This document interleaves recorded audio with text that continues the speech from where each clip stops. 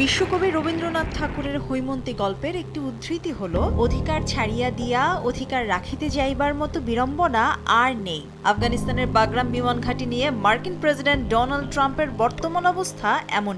2020 সালের চুক্তি মোতাবেক যে বিমান ঘাঁটির সত্ত্ব ত্যাগ করেছেন, সেই ঘাঁটিকেই নিজের মনে করে আবারও ফেরত চেয়ে বসেছেন প্রেসিডেন্ট ট্রাম্প। আর তার এই দাবিকে পরিষ্কার ভাষায় নাকচ করে দিয়েছে আফগানিস্তান। 50-এর দশকে সোভিয়েত ইউনিয়নের সহায়তায় নির্মিত এই বিমান ঘাঁটি ক্ষমতার সামরিক শক্তি প্রদর্শনের নাট্যমঞ্চ।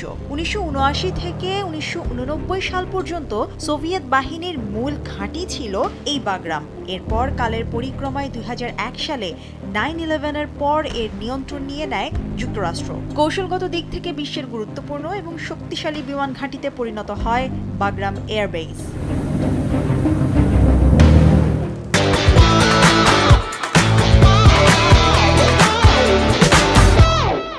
পারওয়ান প্রদেশে অবস্থিত বাগরাম কোনো সাধারণ ঘাঁটি নয়। আন্তর্জাতিক বিমানবন্দরগুলোর চেয়েও এই ঘাঁটির স্থাপত্য, প্রযুক্তি এবং সক্ষমতা বেশি।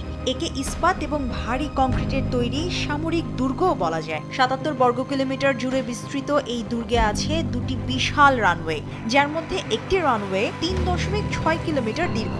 এই রানওয়েতে B-52 বোমারু বিমান এবং বিশাল কার্গো বিমান সহ যে কোনো বিমান ওঠানামা করতে পারে। আফগানিস্তানে মার্কিন এবং নেটো সেনাদের আসা যাওয়ার প্রধান কেন্দ্র ছিল এই বাগরাম। সুরক্ষিত আশ্রয় কেন্দ্র, হাসপাতাল, জ্বালানি ডিপো, হাজার হাজার সৈন্যের থাকার ব্যবস্থা এবং তাদের জন্য বার্গার কিং, পিৎজা হাটের মতো ফুড চেইনও ছিল। কর্তৃত্ব, কৌশলগত এবং ভূ রাজনৈতিক প্রেক্ষাপট থেকে বাগরাম এয়ারফিল্ড যুক্তরাষ্ট্রের কাছে একটি গোল্ডেন প্যাসেজের মতো।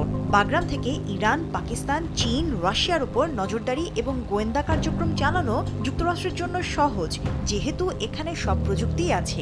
এর অর্থ পুরো ইউরেশিয়া ওয়াশিংটনের নখদর্পণে। বলা হয় মধ্য এশিয়া যার, পুরো ইউরেশিয়ার কর্তৃত্ব তার।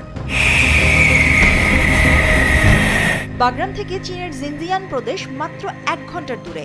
2021 সালে যুক্তরাষ্ট্রের এক প্রতিবেদন অনুযায়ী জিনজিয়াংয়ে নিউক্লিয়ার ওয়ারহেডের মজুদ বাড়াচ্ছে চীন। এছাড়াও শোনা যাচ্ছে বেইজিং তার বেল্ট অ্যান্ড রোড উদ্যোগের পরিধি বাড়াতে এবং ভারতের কাছাকাছি একটি সামরিক ঘাঁটি স্থাপনের জন্য বাগরামের দিকে নজর রাখছে, যা চিন্তার ভাঁজ ফেলেছে যুক্তরাষ্ট্রের কপালে। আবার আফগানিস্তানে খনিজ সম্পদের প্রাচুর্যতা যেমন আছে, তেমনি গুরুত্বপূর্ণ বাণিজ্যিক করিডোর এই দেশ হয়েই গেছে। বাগরামের নিয়ন্ত্রণ ফিরে পেলে নাটের গুরুর গদিতে আবারও বসবে ওয়াশিংটন।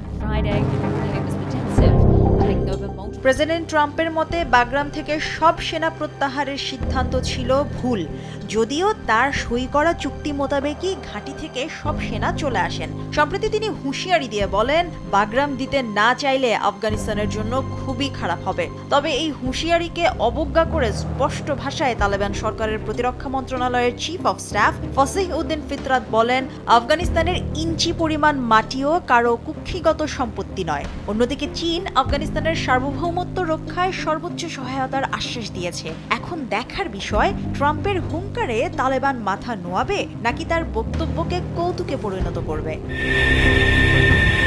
মুশরিফা নুসাদ, দেশ টিভি।